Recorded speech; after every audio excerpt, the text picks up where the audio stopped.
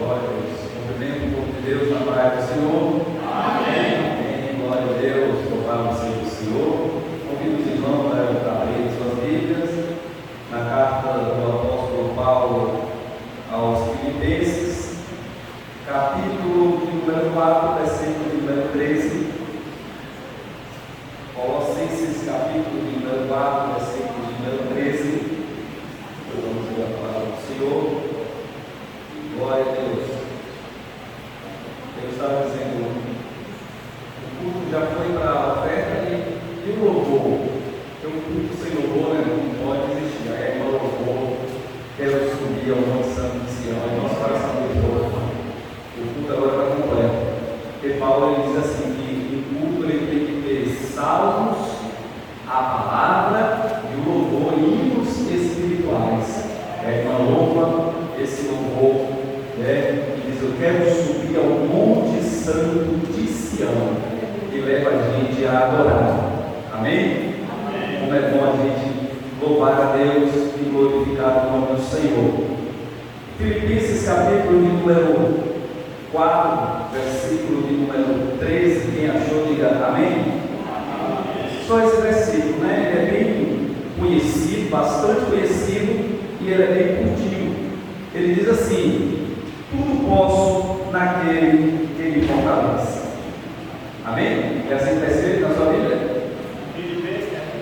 É Filipenses. Eu falei o quê? É porque está aqui já no final de Colossenses. É Filipenses, capítulo 4, versículo 13. Não Colossenses, é Filipenses. É porque aqui o nome está bem grandão embaixo. Colossenses, com certeza o automático foi, né? Então vamos lá agora para valer. Filipenses capítulo 4, versículo 13, que diz o quê? Tudo posso naquele que me fortalece. Quem fica alegre com essa palavra? Diga amém. Glória a Deus. Pode sentar em nome de Jesus. Não feche aí a sua vida, não tenha ela aberta. A gente vai fazer uso da palavra de Deus. Meus queridos, nós estamos na matéria de exegese, a matéria da teologia, que trata sobre a interpretação da palavra de Deus, sobre a forma correta de nós interpretarmos a Bíblia.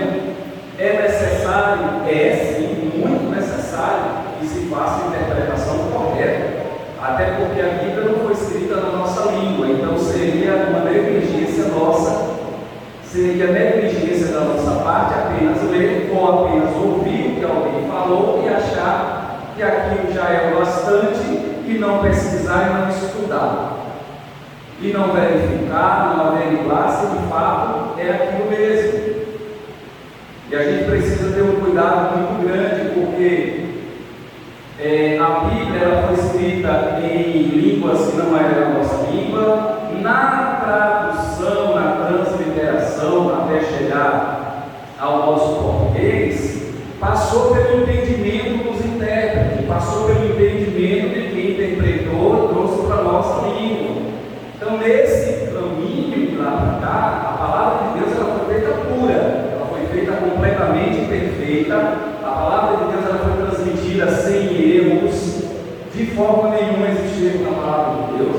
No ato de transliterar ela e trazer para a nossa língua, assim como, por exemplo, a palavra paraque, no hebraico, ela pode ser, a palavra pode significar bênção e ela pode significar maldição. Eu expliquei aqui o significado da palavra anátema.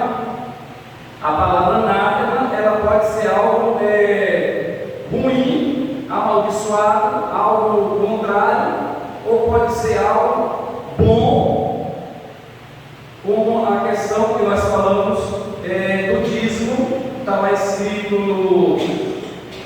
em Deuteronômio: quando você dizimar, você faz uma oração e diga: Senhor, tirei o que é anátema da minha casa. E ele está falando do dízimo. Então, se a palavra anátema é maldição, então o dízimo é maldição? Não, o dízimo é bênção. Mas o dízimo, quando ele foi criado com a intenção das 11 tribos que podiam trabalhar, sustentar sustentar uma tribo que não é Deus proibido trabalhar, que era a tribo de Levi.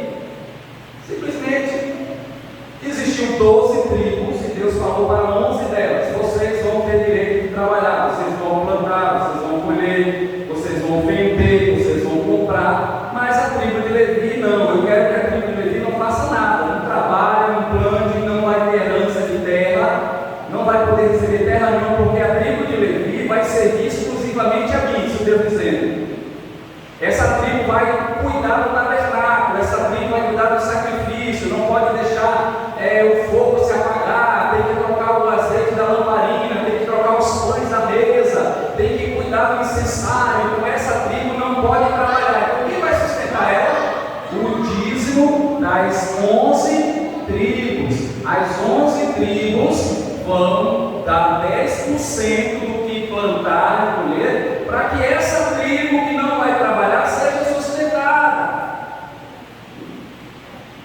Aí quando os irmãos aqui das 11 tribos seguravam o dízimo, eles levavam os irmãozinhos a passar necessidade, a passar fome. Então quando eles seguravam o dízimo se tornava para ele que está segurando uma maldição. Porque Deus dizia: olha, a tribo que eu proibi de trabalhar está passando fome porque você está segurando. Então Deus mandava a maldição para lá.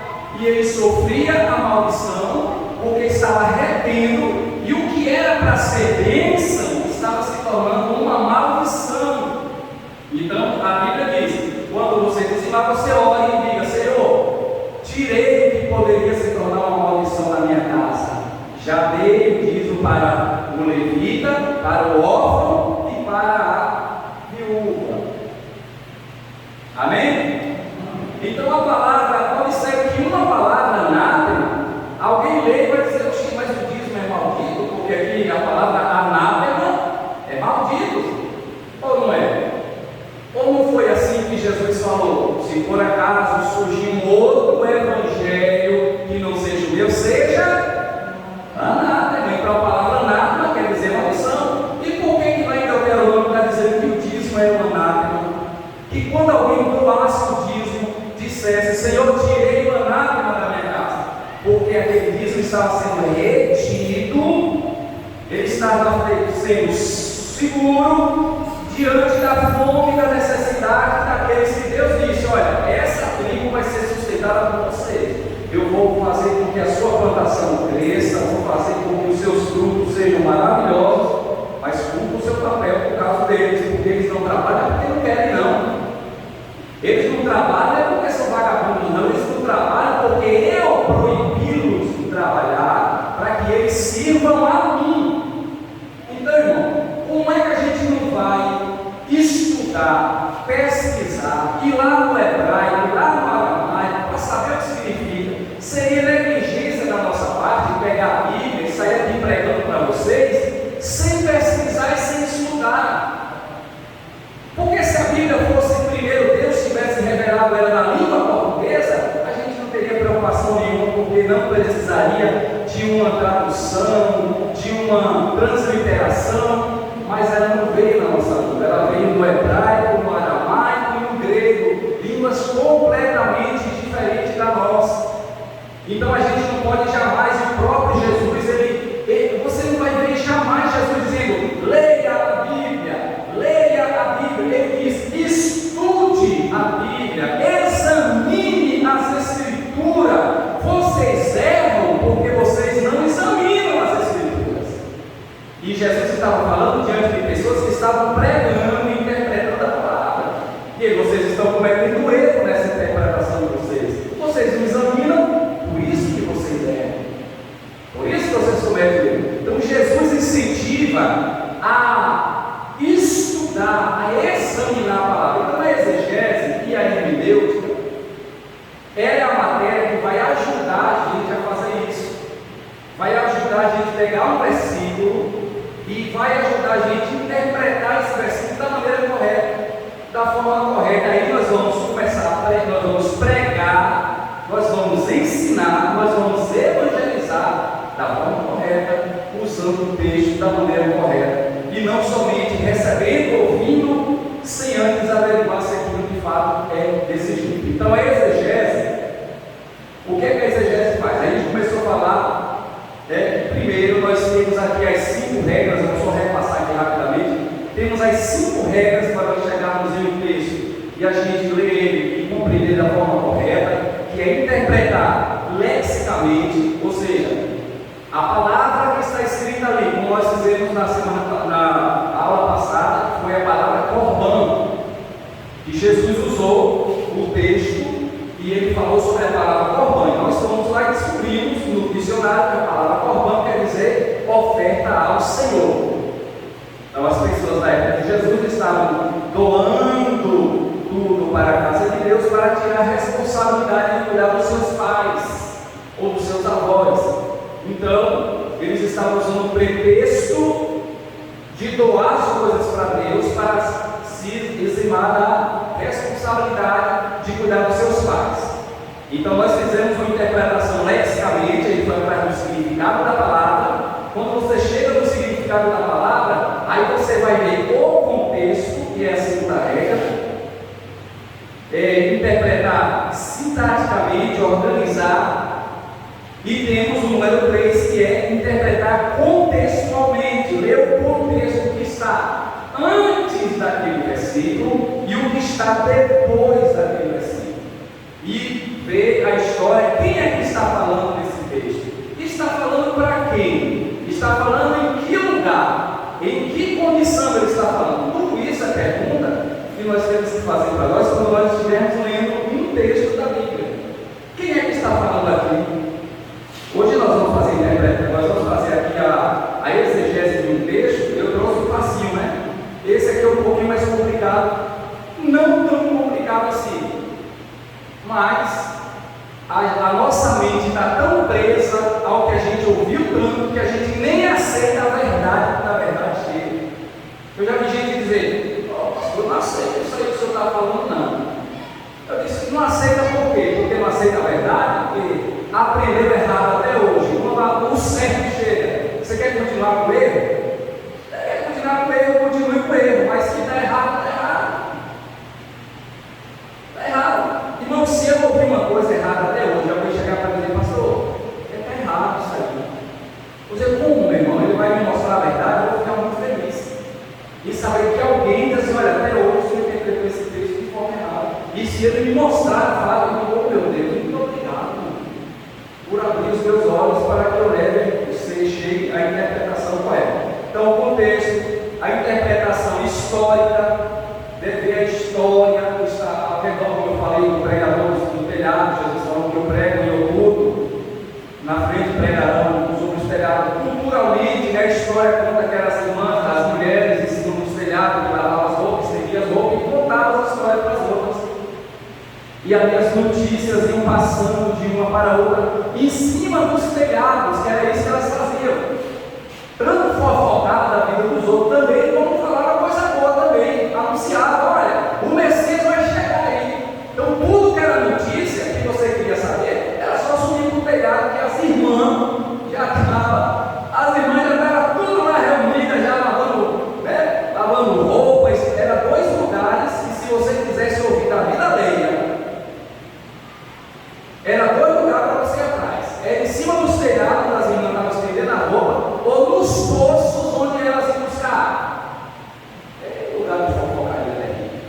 A mulher ali, a samaritana, coitada, só ia meio-dia, porque de manhã era o horário das fofoqueiras. As fofoqueiras só iam de manhã, porque já ia seguir e ela falava: tu viu a mulher lá, que agora já está com 5, já teve 5 maridos, está com 6, falando, não tem vergonha na cara, não, né? E cadê ela que não veio? Ela disse: eu vou lá. As fofoqueiras me ali comigo, eu vou meio-dia, escondidinho, ninguém vai me ver. Ela chega lá, que está lá, Jesus, esperando ela. E ela disse: meu Deus, eu fugi de todo mundo, agora um homem, já estão falando de mim aí, e se me verem conversando com esse homem, eu vou chegar aqui, eu não vou nem falar com ele, vou virar minha cara para o lado. Aí Jesus: ei, isso acabou. Eu nem queria falar com ele, era que nem falar comigo. Será possível? Será que nem meio-dia fugiram de todo mundo? Por que ela foi meio-dia? Porque de manhã é a hora da fofoca, era a hora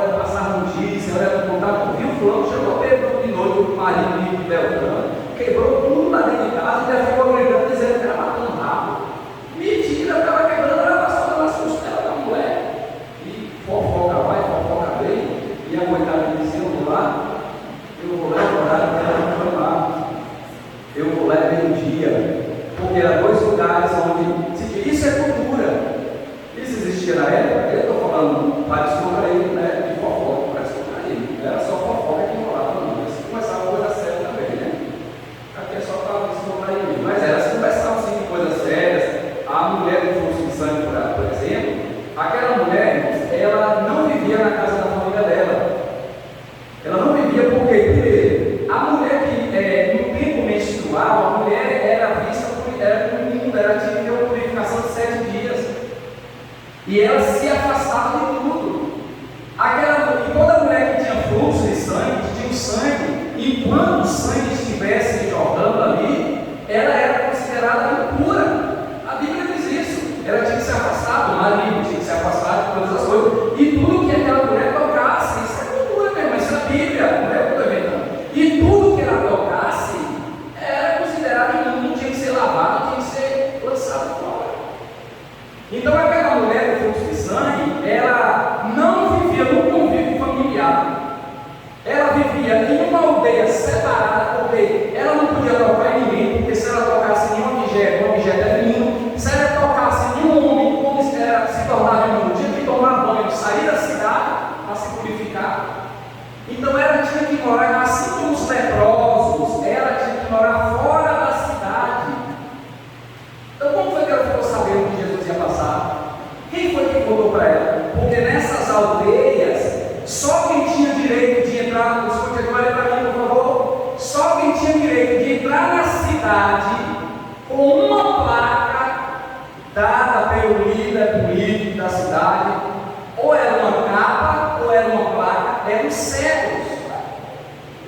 Porque o cego é uma doença que não contamina ninguém. Então ele podia entrar, mas um leproso e alguém que tivesse algum tipo de doença contagiosa não podia. Então os cegos que iam para a cidade, ele ficava ouvindo. E chegava lá nas aldeias, onde os excluídos estavam, e dizia: olha, dizem que Jesus vai passar na cidade tal dia e tal hora. Ela ficou, a Bíblia diz, e ela ouviu falar que Jesus iria passar por ali. Alguém não era só fofoca que rolava, não. Notícias boas também. Alguém disse: olha, Jesus ele vai passar. E quem é Jesus? Eu conheço. Jesus é o rabino que está curando todo mundo aí. Chamam ele de mestre, de professor. Ele está curando todo mundo. Ela disse: você curado, eu vou dele. Mas você não pode, não, vou disfarçada, vou vir assim, entro na multidão, eu toco nele e sou curada. E foi curada, porque a notícia foi levada até ela. Então isso é cultura. Então quando a gente estuda a cultura, pastor, e como é que eu faço para eu chegar ao conhecimento dessas histórias culturais? Aí você vai ter que comprar uma enciclopédia de cultura bíblica e vai ter que estudar, vai ter que pesquisar, vai entender por que Jesus falou aquilo, por que aconteceu aquele fato. E as coisas, irmão, vão começar a ficar mais claras para você na hora de você ler o texto. Na hora de você pregar esse texto, na hora de você ensinar esse texto, você não vai simplesmente pregar o que você acha. Porque a sua capacidade humana achou, rapaz, eu acho que, e aí não dá. Ninguém pode pregar o que acha, ninguém pode ensinar o que acha. Tem que ensinar de fato o que a Bíblia quer dizer. Então, essas são as 5 regras, e o último é interpretar de acordo com a analogia das Escrituras. Certo? Aí nós vamos partir para o final, e aí sim nós vamos fazer uma exegese aqui do nosso texto, para você que está acompanhando a apostila. O procedimento exegético. Primeiro, o procedimento é rápido. O que é que eu não posso fazer quando eu quiser interpretar um texto da palavra de Deus? Ler muitos comentários, como sendo o significado da passagem, e então aceitar a interpretação que mais agrade.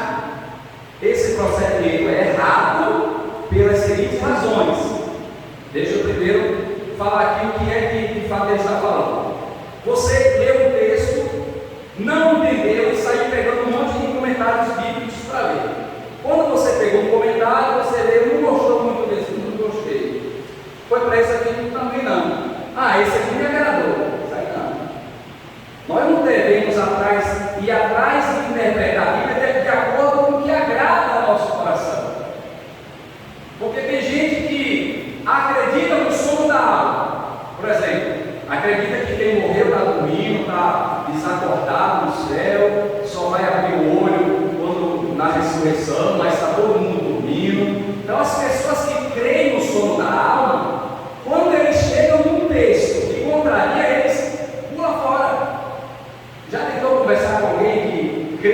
sobrenatural, ele vai dizer, não, mas e não sei o que, e a Bíblia diz que Jesus falou que Lázaro dorme, vou despertar do sono.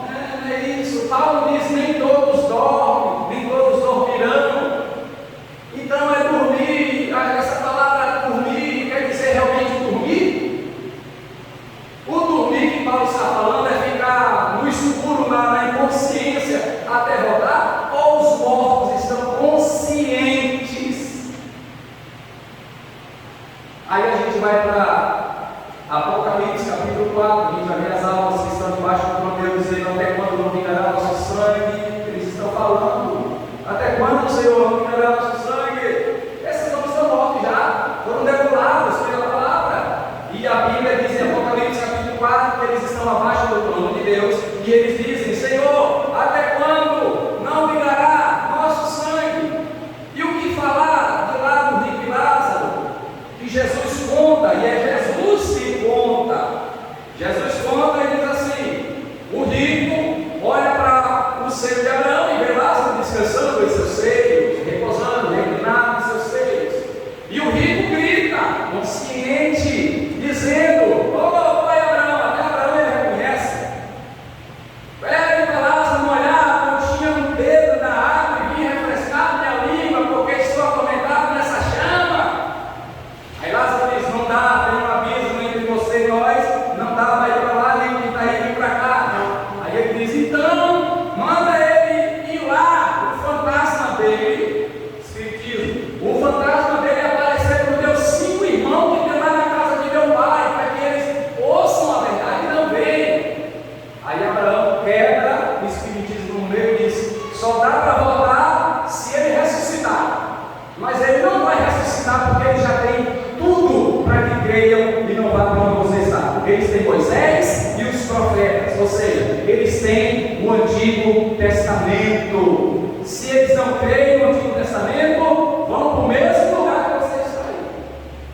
Então esse homem, por acaso, está dormindo?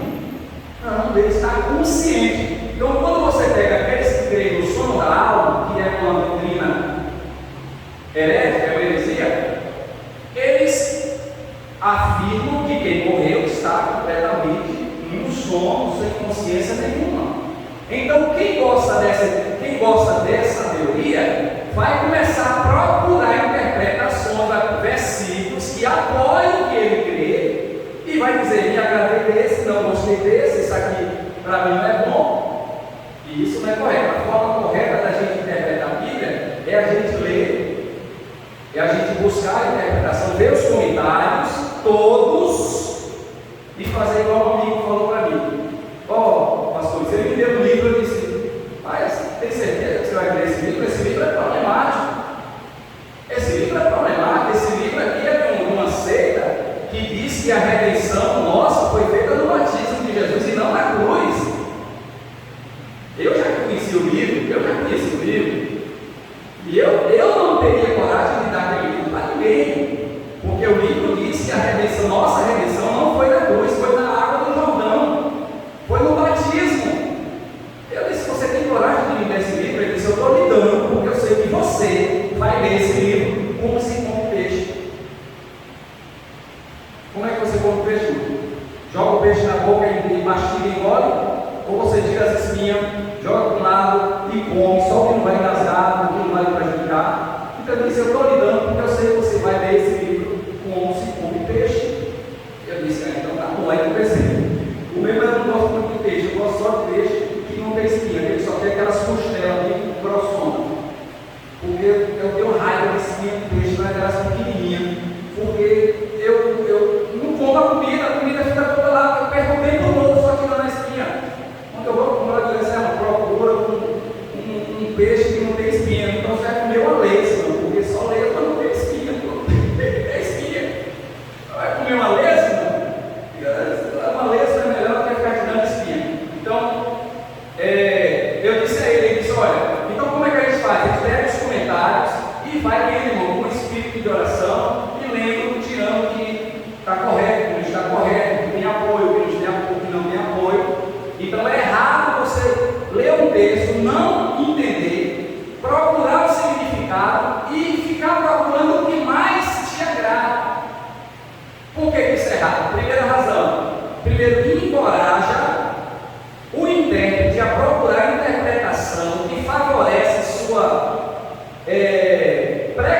interpretação. Letra B.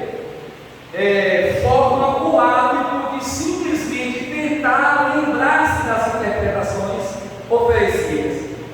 Isso, para o iniciante, frequentemente ressalta em confusão e ressentimento mental a respeito de toda a tarefa da exegese. Isso não é exegese, isso é outra forma de descoberta e muito desinteressante.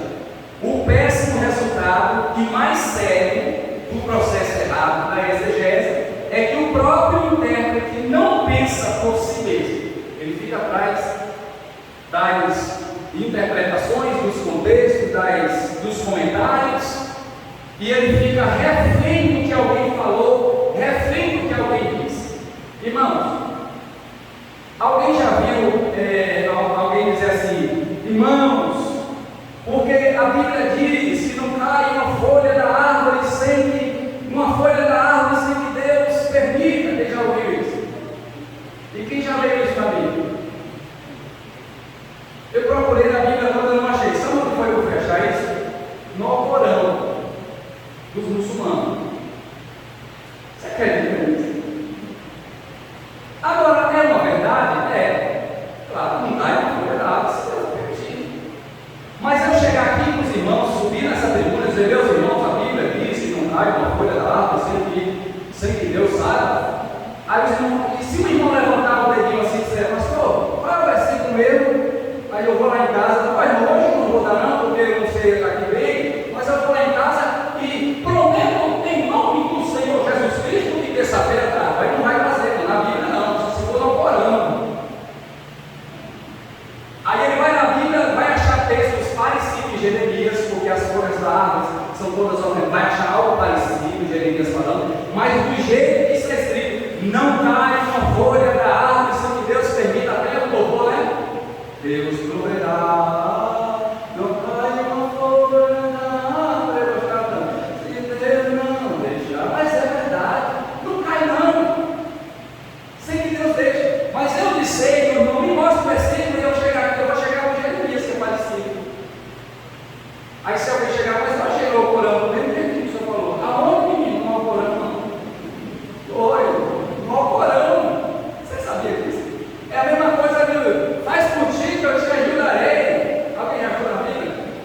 Mas ele já ouviu tanto isso, né? Eu estava conversando com os colegas essa semana, aí uma jovem disse assim: parece que é nova convertida. É claro, por ser nova convertida, a gente tem que ter muita paciência, esperar um meio particular, olha, não dá não, mas tudo bem. Aí a gente falando de Bíblia, ela explicou e disse: porque está escrito, né? Faz por ti que eu te ajudarei. Eu digo: está escrito, esforça tu tem bom ânimo, né? E o Senhor é contigo. Aí ela: é a mesma coisa, é quase, não é a mesma coisa, mas esse faz por ti que eu te ajudarei é um ditado católico. É um ditado católico lá nos tempos das Androlas. Então, é bom ter cuidado com o que a Bíblia diz, né? A Bíblia diz. Olha lá, outra coisa complicada. A Bíblia diz que Jesus desceu lá no inferno. Desceu lá no inferno. Tinha uma mesa lá reunida, os demônios sentados, o diabo na cabeceira. Jesus desceu e o diabo virou uma serpente, veio rastejando. Jesus pisou na cabeça, tomou a chave do inferno que estava na mão de Satanás. E tomou a chave e Jesus triunfou. Jesus disse: eu sou o que tenho a chave. E eu nunca achei em nenhuma versão bíblica esse episódio que Jesus desce no inferno. Os demônios, primeiro que eu já expliquei para os irmãos, que o diabo não mora no inferno. Não tem demônio no inferno. Pode ter algum lá ordenado, permitido por Deus para fazer algum tipo de bravura, mas não existe. Eles habitam nas regiões celestiais, eles estão sobrevoando a atmosfera do planeta. Eles não estão no inferno. O inferno é o lugar das almas que saíram do seu corpo, morreram sem salvação. Eles não estão. Quando o demônio foi lá e caiu nos pés de Jesus, que estava dentro do Gadareno, eles pediram para Jesus não mandar eles para o inferno. Eles disseram até: Filho do Altíssimo, que temos nós contigo, viesse nos atormentar antes do tempo. rogou: não nos mande para o abismo. Eles não estão lá ainda, mas sabem que vão, estavam com medo de Jesus mandar eles para lá. Antes do tempo, eles viessem nos atormentar antes do tempo. Não nos mande para o abismo. Eles não estão no inferno, não estão sendo atormentados. Existe um grupo de demônios que está no Tártaro. É um lugar muito profundo, que é um lugar de uma escuridão tão profunda que o demônio que está lá não consegue enxergar o outro. Eles estão presos, e na grande tribulação, boa parte deles vão ser liberados para a grande tribulação. Então, aqueles demônios, eles falaram para que Jesus não os atormentasse antes do tempo. Então, eu nunca vi esse texto de Jesus descendo no inferno, os demônios vão lá, Jesus tomando a chave, que disse que a chave era do diabo, que ela entrava, saía, jogava a gente no lugar, espetava com o espelho de 3 pontas, espetava o corpo, e não tem nada disso. A Bíblia não diz: o diabo nunca morou no inferno, ele nunca morou lá, nunca. Mas um dia o pregador disse até que o diabo virou uma serpente, veio rastejando, Jesus se pisou na cabeça, e ele caiu lá, levantou a mãozinha dele, pata-se lá, pata não, basta, o que é que ele tem? Ele lá deu o que é que ele tem, levantou a mãozinha com a chavinha, Jesus cruzou e der, que agora eu que mando, agora é só eu que mando, você mandou até aqui. Mentira, nada disso, ele nunca mandou em nada. O diabo nunca mandou em nada. Para atormentar a vida de Jó, ele teve que ir lá, meio disfarçado, Deus já sabia da história, chamou ele e disse: está bem, Jó? Quer ir lá, ver se a situação dele muda? Não, porque Deus permitiu. Toque ali, aqui não toque aqui. Ele não tocava. Onde Deus proibiu, ele não tocou. Porque o diabo, ele é limitado pela vontade de Deus.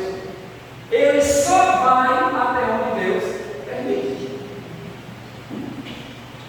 Se ele não tiver ordem para tocar na sua vida, ele pode tentar, aí ele não vai tocar.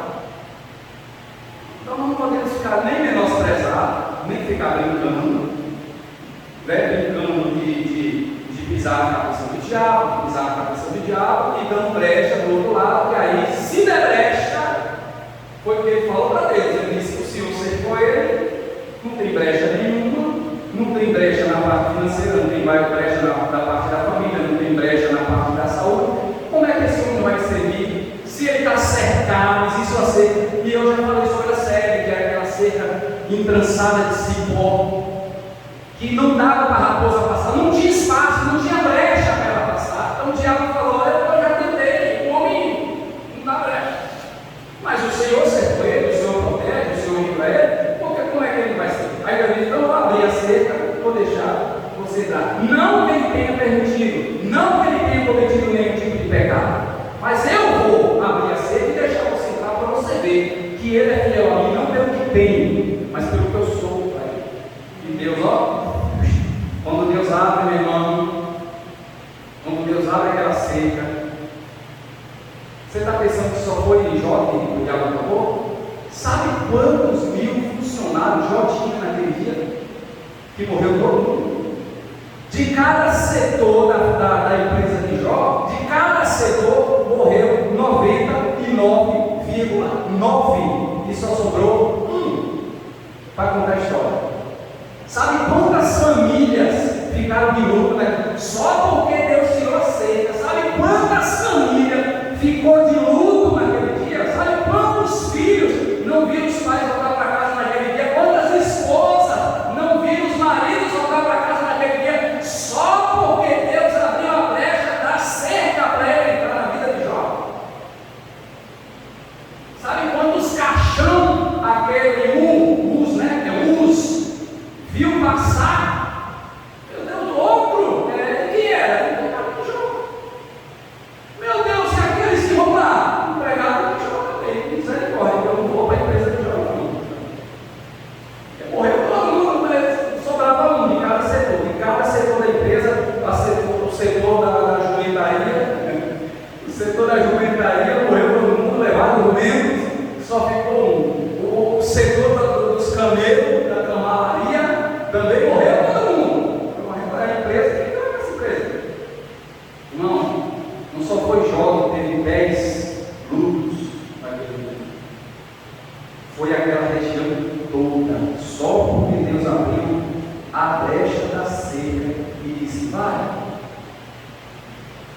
Se Deus abrir a seca, o diabo toca na minha procura. Então amanhã, quando se acordar, a primeira coisa que você agradecer, obrigado porque a seca ainda está fechada. Se eu estou aqui em pé, vivo, respirando, é porque Deus ainda a seca ainda está fechada e não pode tocar em você quando você está dormindo.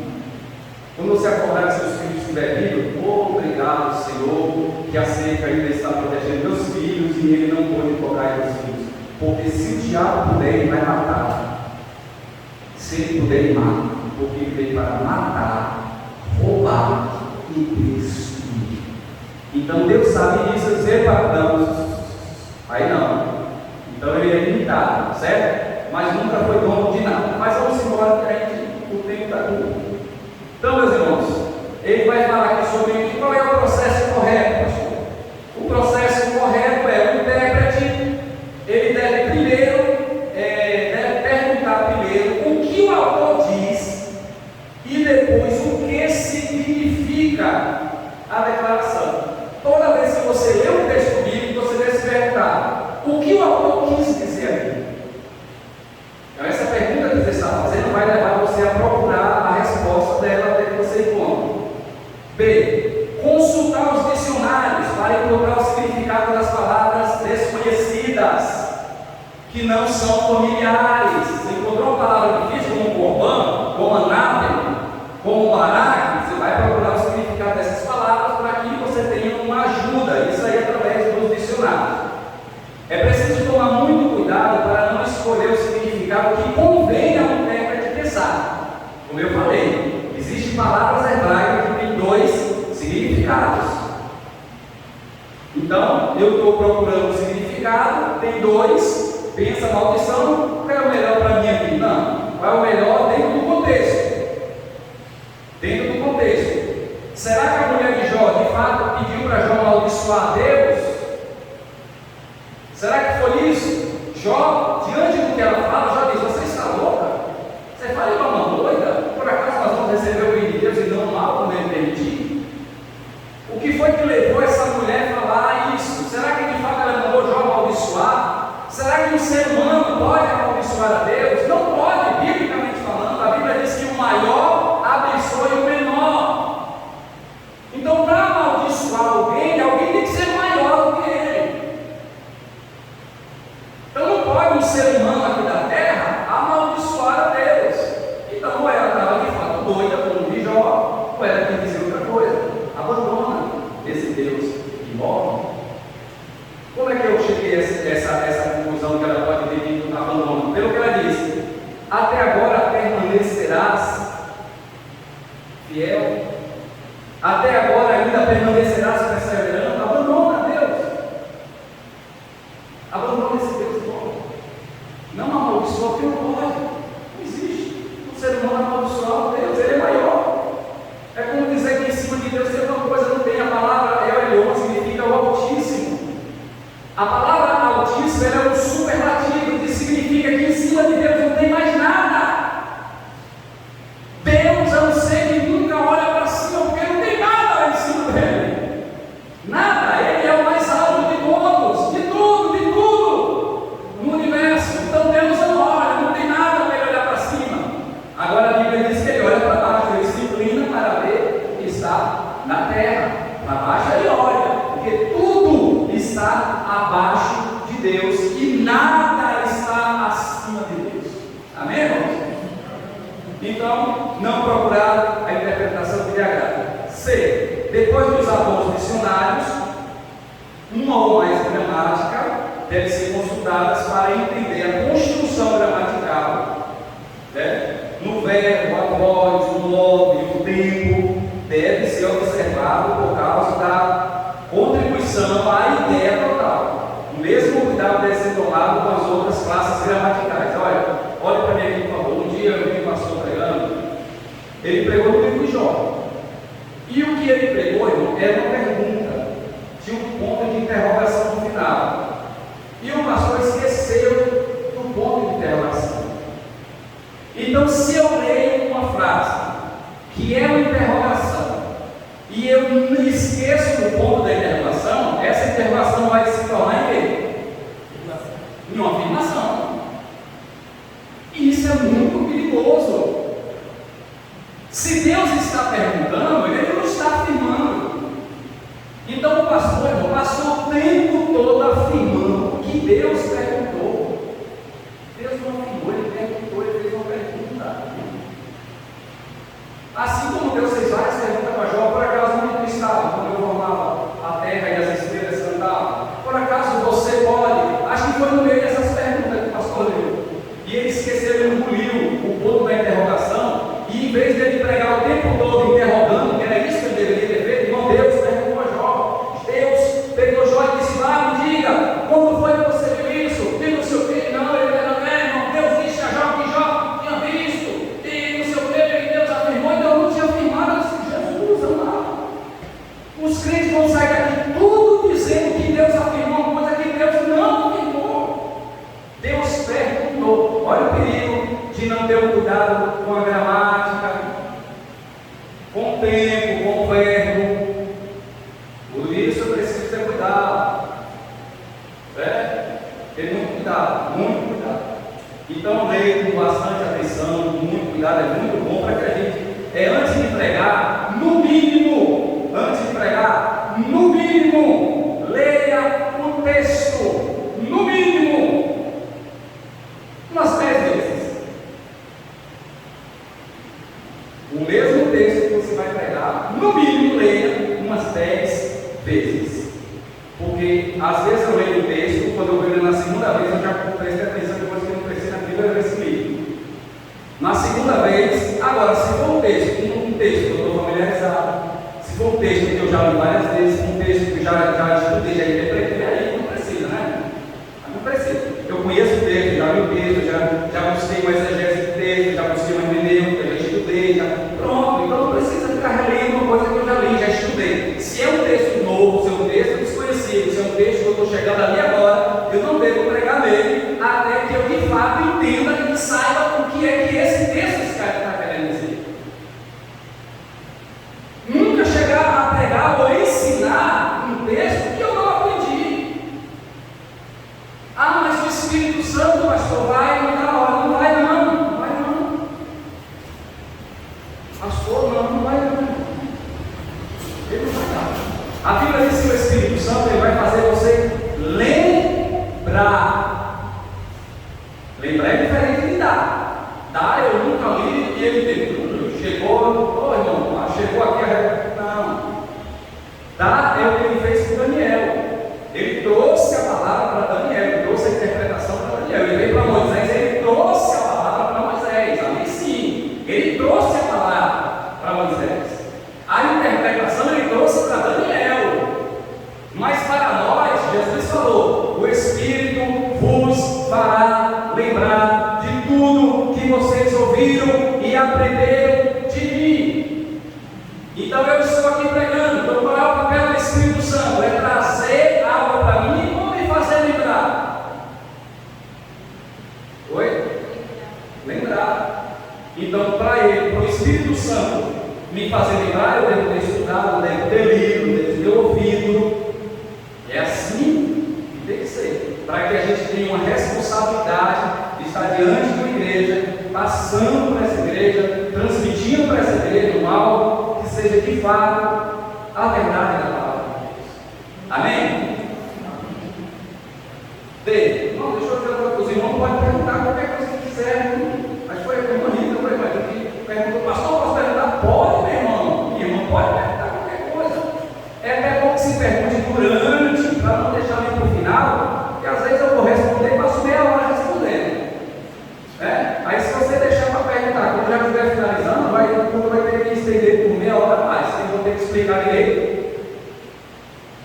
Eu não sei passar o pincel assim, de qualquer jeito, eu vou ter que me esmiuçar, vou ter que contar a história. Como dizia, o dizer, pastor, eu pergunto ao senhor, e o senhor vai lá atrás, vai lá na frente, volta no meio, faz um rodeio, mas explica.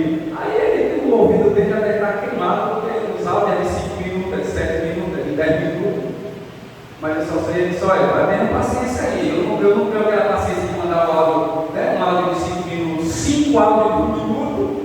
Eu largo logo tudo e fica 5 minutos, eu tomar de bote no fone de ouvido, um fonezinho mais suave, porque lá vai 7, 5 minutos. ele não jogar pela metade, mas é isso mesmo. Não, tem que explicar. Então, pode perguntar se quiser, tem todo o direito. Então, o que é o procedimento correto? Tendo as análises, lexo, morfológica, sintática, tendo isso sendo feito, é preciso partir para uma análise de contexto e história, a fim de que se tenha uma boa compreensão do texto e do seu significado primeiro. Com os passos anteriores bem dados, o intérprete tem condição de extrair a teologia do texto, bem como sua aplicação às necessidades pessoais dele, em primeiro lugar, e às dos ouvintes, que o texto tem com a minha vida. O que o texto tem com a minha vida? É uma aplicação pessoal, com os grandes desafios atuais. Amém? Que aqui ele vai falar, eu não vou repetir, ele vai falar dos usos dos instrumentos. Eu já falei para os irmãos que é o uso dos comentários, dos dicionários, das gramáticas. Tudo isso é fundamental. Invista. Gaste, vá em uma livraria, compre dicionários, compre enciclopédia, leia, ouça, pergunte, explore, porque vai ser bom para você. Amém? Então vamos lá. Agora deixa eu fazer rapidinho aqui para a gente finalizar a exegese de dois textos. Primeiro nós vamos fazer do que nós abrimos o culto, a palavra aqui, que foi Filipenses 4,13. Posso todas as coisas daquele que me fortalece. Amém? Eu vou criar um contexto para esse texto e vocês vão me dizer se eu estou certo ou se eu estou errado. Tá bom? Amém? Vamos fazer essa provinha? Vamos fazer essa provinha. Vou fazer um contexto para esse texto. Porque o texto é o quê? Posso todas as coisas daquele que me fortalece. Coisa boa, né, irmão? Coisa boa. Então eu vou criar um texto. Meus irmãos, se o inimigo está lutando contra você, se levantando contra você, Deus, Ele vai te dar poder para você pisar na cabeça desse inimigo, porque você tudo pode naquele que te fortalece. Meus irmãos, se a enfermidade, se as dificuldades, se fizeram obra de macumbaria contra você, Deus te dá o poder para pisar em todas as macumbas e feitiçarias que vierem contra você, porque a Bíblia diz, meus irmãos, que tudo posso naquele que me fortalece. Nem glória. Esse contexto está certo ou está errado? Está certo ou errado? E nós que está errado. Passou bem. Está errado? Por que está errado?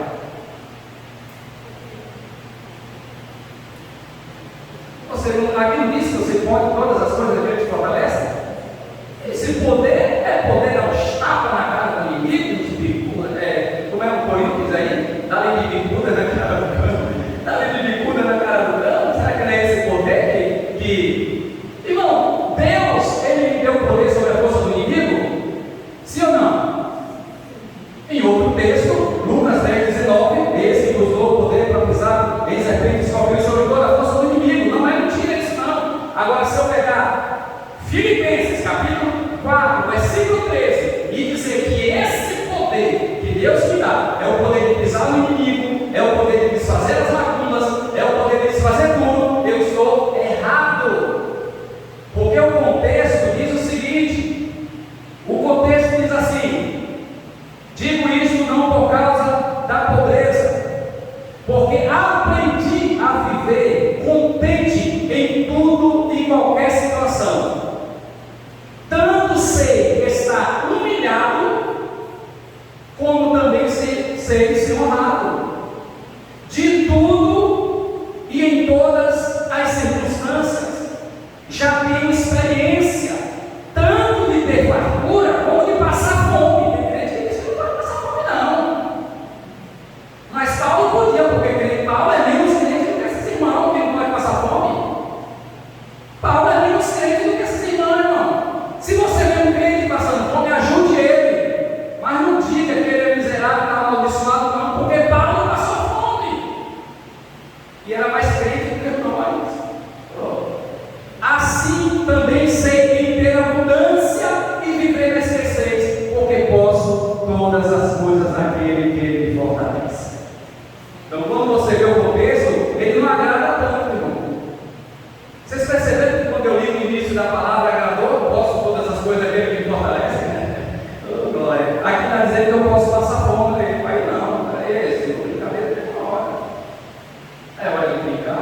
passar fome? Não, passar fome é dos incrédulos, dos amaldiçoados. Paulo não era, mas passou fome. Ele disse: eu sei passar fome, eu já passei. Eu posso passar fome e mesmo assim permanecer crente. Eu posso ter fartura e nunca me escandalizar e nunca me desobedecer. Então, o primeiro texto para se fazer a interpretação, olha que o contexto aqui ajuda a gente a interpretar, tá bom? Esse aqui foi fácil, né? Esse aqui foi fácil. O contexto já ajudou a gente a entender que esse posso todas as coisas não é o poder de lá de Lucas 19. Esse poder aqui é poder passar por coisas boas ou poder passar por coisas ruins e mesmo assim se manter firme. E o outro é Jó, capítulo de número 41, versículo de número 22. Eu queria que o irmão lesse para nós aqui, por favor. Eu preciso finalizar e vou fazer só a interpretação rápida desse texto. E a gente finaliza essa matéria e terça-feira vamos falar sobre Trindade. Amém? Jó capítulo 41, versículo 22. Eu queria que um irmão ou irmã lesse para a gente, por favor, em nome de Jesus.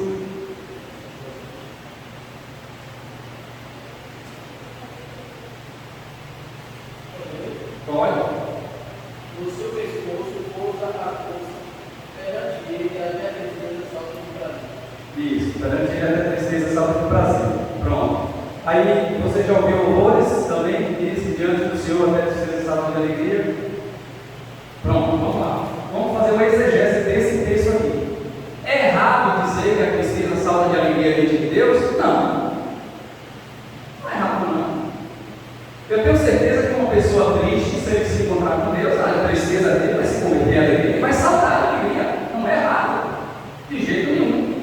Errado é dizer que esse texto está dizendo isso. Esse texto aí. É dizer que esse texto está dizendo que a tristeza vai saltar de alegria diante de Deus. E o texto não está dizendo que é diante de Deus. Primeiro, o livro de Jó, olha aqui para mim, por favor. O livro de Jó é um livro muito complicado de se ler e entender, interpretar, e pior que pregar. Pior que pregar. Eu não sei se você já viu aqui, acho que eu nunca preguei no livro de Jó, aqui na igreja. Acho que eu só comentei, citei, eu acho que eu preguei sobre Jó 1, que foi da cerca, aí sim, mas você não vê, porque é difícil pregar, por quê? Porque no livro de Jó nós temos Deus falando, nós temos o diabo falando, nós temos a mulher de Jó falando, nós temos os amigos de Jó falando, nós temos as pessoas que sobreviveram à situação falando, e você pode estar lendo o texto, porque tudo que os amigos de Jó falaram para Jó, Deus disse que era tudo mentira. Então imagine você hoje eu vou pregar onde, meu Deus, o universo ela tem que ler, o escolhido foi você. Vou pregar sobre o amigo de Jó, fulano e tal. O cara só falou mentira para Jó, e você vai pregar em cima do que ele falou para Jó e vai dizer que aquilo é verdade. Olha o perigo. Porque tudo que os amigos de Jó falaram, quando chegou lá no final, Deus disse assim: olha, reprovei tudo que vocês falaram para o meu servo Jó. Porque tudo que vocês falaram para Jó, tudo é mentira.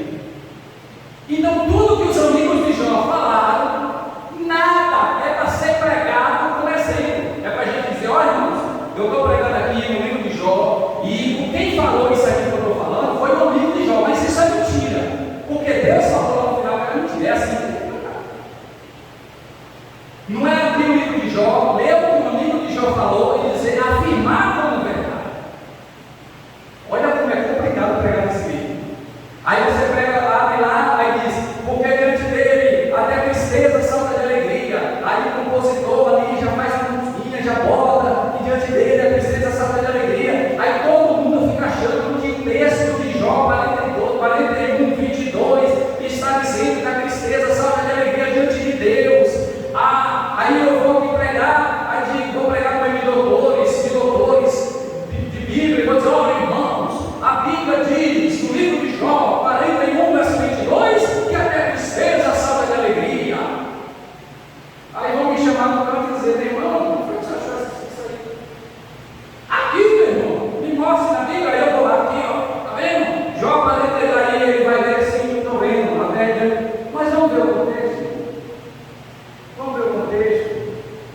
Quem abriu aí? Jó 41, rapidinho, por favor, para a gente finalizar. Jó 41. Quando você vai ver o contexto, primeiro, irmão, não tem lógica. Olha o que a gente leu aqui. Obedecer a regra gramatical, a regra da gramática. Ler com atenção o verbo, a voz do verbo, o modo, o tempo que deve ser lido, tudo isso faz com que a gente entenda o texto. Entender o texto não é uma coisa espiritual, não, irmão. Entender o texto é só ler com atenção. 41 de Jó. Quem achou? Aí vamos lá, não vamos ler tudo não. Não vamos ler tudo não, porque é muito grande. Aí, aqui vai dizer que é Deus que está falando. No versículo 6 do 40, na minha Bíblia, diz as manifestações do poder de Deus. Aí Deus está falando com Jó. E Deus está dizendo a Jó assim: olha, você já percebeu o poder que eu tenho para fazer as coisas? Você já percebeu? Você já viu o poder que eu tenho? Já viu o que foi que eu fiz? Já viu como as estrelas são? Já viu, Jó, que o mar só vem até onde eu ordenei e ele não passa também? Já percebeu isso? Já percebeu que todas as estrelas são organizadas? Aí Deus está falando isso. Você já percebeu? Isso é Deus falando com Jó. Amém? Aí Deus diz, no 41, podes tu, com um anzol, apanhar o crocodilo, em algumas traduções é o leviatã, o crocodilo, ou lhe travar a língua com uma corda? Aí Deus vai falar sobre esse bicho aqui que Deus criou, esse leviatã. Você já percebeu como ele é feio? É feio. Aqui diz, vai o texto, não vou ler para o tempo, diz que quem se vê com ele, diz que fica pálido de medo, de tão terrível que ele é. Ele diz: coloca a tua mão sobre ele e você nunca mais vai esquecer da primeira que vai ser. Vai! Você já viu como é a coraça dele? Parece aço, capas de ferro sobre ele. E Deus está falando sobre esse bicho. Ele é tão feroz que o medo se apavora na frente dele. Esse bicho é difícil. E diante dele, Jó, até a tristeza salta de alegria. Como é que é diante de Deus? Se é Deus que está falando, não pode ser diante de Deus. Então o contexto vai nos dizer que Deus está mostrando a Jó, o Leviatã, está dizendo que esse bicho é tão terrível que até a tristeza, em outras traduções, diz que o medo salta diante dele. Então tem traduções que já não está mais escrito diante dele até a tristeza salta de alegria. Tem alguma tradução diferente ali? Está como é a sua? Quem que salta de desespero?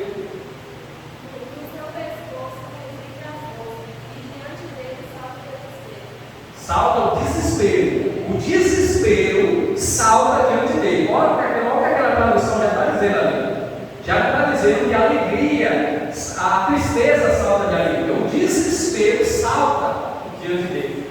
Essa tradução aí, ela já está dizendo diferente. Já está dizendo que diante dele salta o desespero. Quando eu olho ele, eu fico desesperado e salto, dou um pulo para trás dele. É o que essa tradução está dizendo.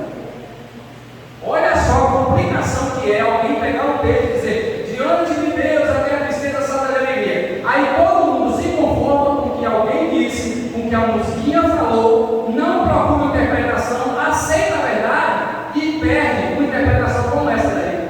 Diante dele salta o desespero. Ou seja, se você se encontrar com ele, o desespero vai ser tão grande que você vai dar um salto para trás. É isso que Deus está falando. Não é diante de Deus a tristeza salta de alegria.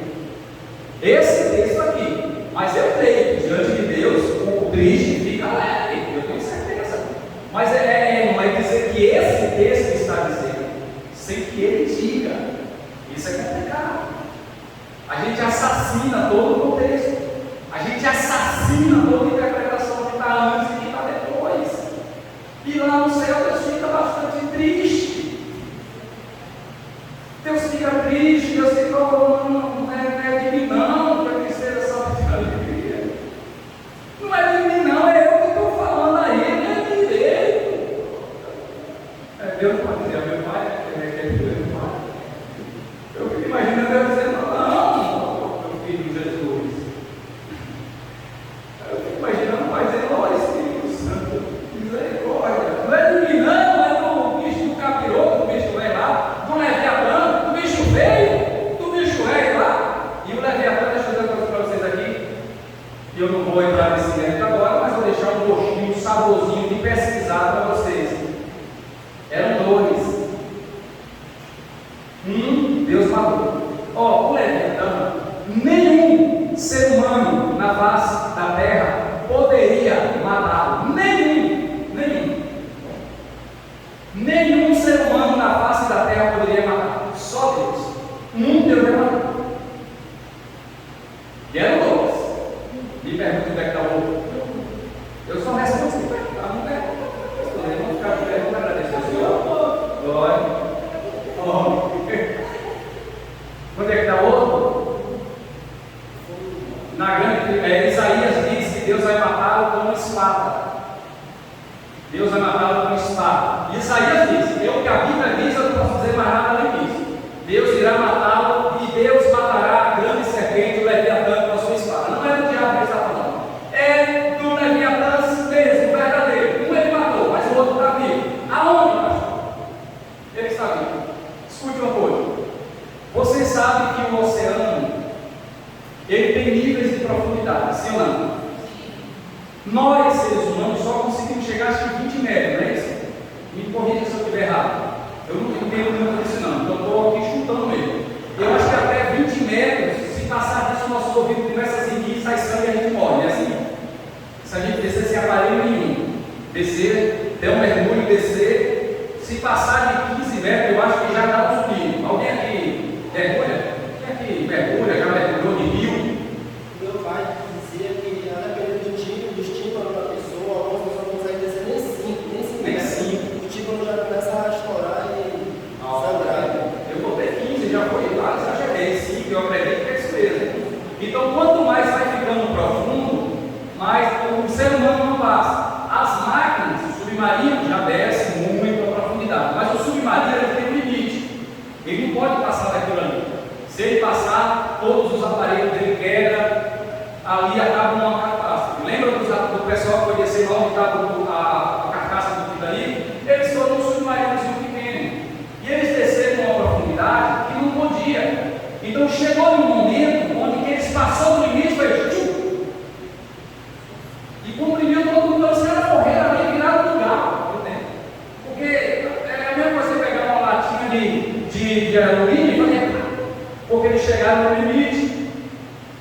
O Leviatã, segundo Deus falou, que Deus fez ele uma couraça de escama que é mais forte do que o aço. Aí já não é mais a Bíblia, aí já são especulações. E o Leviatã está em uma profundidade do oceano tão profunda que nenhuma máquina, nenhum submarino, nenhum ser humano conseguiu chegar até hoje. E ele só vai subir na grande tribulação. Quando chegar esse período, ele sobe. Aí lá, né, o Apocalipse diz que as esferas do mar, os bichos do mar subirão, porque Deus irá atormentar o planeta. Por isso que a igreja não pode estar aqui na grande tribulação. Deus vai atormentar o planeta usando o sol, usando a lua, usando o vento, usando o mar, usando os meteoros, usando o abismo, que é uma estrela que vai cair na barca, vai envenenar as águas, o povo vai morrer. Então Deus vai descarregar. Diz que vai abrir o abismo, vai sair demônio para lá igual o enxame de abelha, e os demônios vão sair tendo liberdade de fazer o que quiser. Está escrito no Apocalipse. E viu um anjo com a chave do abismo, e ele desceu e abriu. E quando abriu, subiu uma nuvem de seres parecendo rãs, e eles se espalharam por todo o planeta e atormentaram todo o planeta. Então Deus vai atormentar este planeta usando todos os recursos que ele tem. Então a grande tribulação não é nada mais, não é nada menos do que Deus descarregando toda a sua ira sobre a terra. E deixa eu falar uma coisa para os irmãos aqui, para a gente. Não é tempo mais da gente ficar brincando de pregar o Evangelho. Não quero que você saia afrontando ninguém. Não quero que atropelou ninguém, não quero que você saia espraguejando ninguém. Mas a gente aprendeu muito a dizer: Deus é amor, porque Deus amou o mundo de tal maneira que deu seu Filho. Aí esse ideal de Deus é amor dá uma ideia de que o cara pode pecar, que o cara pode ficar no erro, porque Deus é amor, Deus é paciência, Deus é misericórdia. Irmãos, escute o que eu vou dizer aqui agora, mas escute com muita responsabilidade. Coloque um coador espiritual no seu ouvido agora. Deus amou. O verbo está no passado. Presta atenção. Deus olhou para o planeta do pecado, Adão pecou, e Deus amou o mundo de uma forma tão grande que disse: não, vou salvá-los, não posso perder. Deus amou o mundo, Deus amou tanto. Olhou para o seu filho e disse: filho, bora salvar. O filho, pai, eu vou morrer. Teu filho vai ser doloroso, vai doer, vai ser terrível, mas eu vou. Deus deu o seu Filho único para que todo aquele que nele não pereça, mas tenha a vida eterna. Aí Jesus desce, Jesus vem com o amor de Deus e diz: eu sou o amor de Deus por vocês. Quiserem ver com o amor de Deus? Cuspiram, chicotearam, bateram, oprimiram. O que é que estão fazendo com o amor de Deus agora? Estão botando no carnaval vestido de travesti, estão botando no carnaval crucificado de cabeça para baixo, estão blasfemando dele. Aí a Bíblia diz: eu mandei o meu amor para que todos aqueles que nele crê não pereça, mas tenha a vida eterna. Então escute: quem rejeita Jesus está debaixo da ira de Deus. Quem não aceita Jesus está debaixo da ira de Deus. Eu não amo, não. Ele ama, ele diz, está lá escrito: eu amo os que me amam, e os que de madrugada me buscam me acharão. Quem aceitar meu filho, eu amo. Quem aceitar meu filho, eu salvo. Quem aceitar meu filho, eu trago para o céu. Mas quem não aceitar, vai para o inferno, vai queimar. E não vai ser uma vez só, não. Vai queimar dia, vai queimar noite, vai sapecar, e eu vou estar lá olhando. Porque a Bíblia em Apocalipse diz que aqueles que receberam a marca na cabeça serão tormentados dias e noite, e o Cordeiro e os seus anjos ficarão assistindo eles lá sendo queimados. Ele olha, é o que a Bíblia diz, eu não estou inventando. A Bíblia está dizendo: e os que receberam a marca da cabeça serão tormentados dia e noite, e o Cordeiro e os anjos assistirão, verão eles sendo queimados lá. Ô pastor, mas se Deus é assim, leia o Apocalipse, veja o que é que Deus vai fazer com essa terra aqui quando ele tirar a igreja. Deus vai tirar um leviatã lá de baixo do abismo, um bicho que ser humano nenhum na terra pode matar, só Deus pode matar. Deus vai dizer: lembra, filho, que até agora você já pode passear por cima das águas.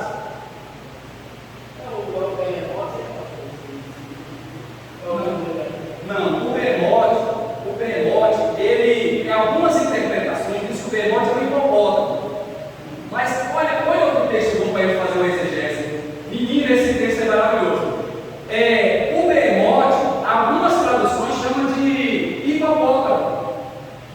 Mas só que lá em Jó está dizendo: o hipopótamo com a sua cauda derruba os cedros. Sabe o que é um cedro, gente? É um pé de árvore maior do que uma igreja dessa daqui. Você já viu um caminho de hipopótamo também que é? É desse tamanho assim, ó. O hipopótamo é gigante, mas o caminho dele é um negócio. Como é que ele derruba um cedro com um caminho? Então não é. O behemoth não é o rinoceronte, o hipopótamo. Aí entra uma teoria que eu vou entrar aqui agora, que é aquele bicho que parece um dinossauro, aquele pescoção, que tem um cabão também, andando gigante. Alguém pode ele parecer com aquele bicho ali. Mas não é o hipopótamo. A Bíblia, ela pegou a palavra mais parecida com a tradução. Quando jogou para o nosso português, o que eles acharam mais parecido com o behemoth não foi hipopótamo. Mas o leviatã, ele já é um crocodilo. Ele é um crocodilo. Aí, só que é um crocodilo, segundo Deus ali, quando ele respira, sai fogo do nariz, que tem asa de voa, que tem uma cauda gigante, os músculos da perna dele parecem tubos de aço. Está parecendo mais aqueles dragões desenhados da China.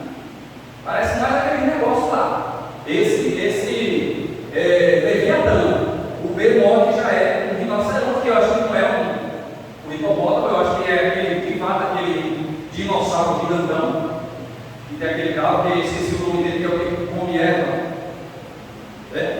Então é um texto também que é preciso ter cuidado. Amém, irmãos? Então, diante de quem que a tristeza salva de alegria? De acordo com Jó 41:22. Do Leviatã. Mas a tristeza pode salvar de alegria diante de Deus? Sim ou não? Sim, mas não aqui nesse texto. Tá bom? Então esse é a exegese correta, é você ler e interpretar o que esse texto está dizendo. Vamos ficar de pé, que a gente já passou em horário e a irmã entregou até mais cedo hoje, meu Deus. Então, o negócio foi, não sei para vocês, mas foi ficando gostoso. Mas vamos embora. Vamos, terça-feira nós vamos entrar na matéria que é Trindade. Aqui a coisa vai ficar óbvia. Trindade. Vamos interpretar um pouquinho, que é muito complicado toda essa questão da Trindade. É preciso ter muita sabedoria para interpretar Deus em três pessoas, né? Sem crer em três deuses.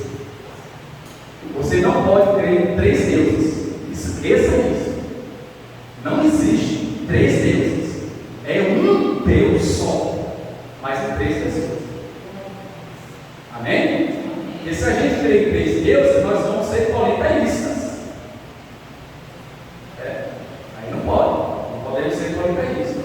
Nós só cremos em um único Deus que subsiste em três pessoas. Nosso Deus e Pai, nós te louvamos e agradecemos ao Senhor.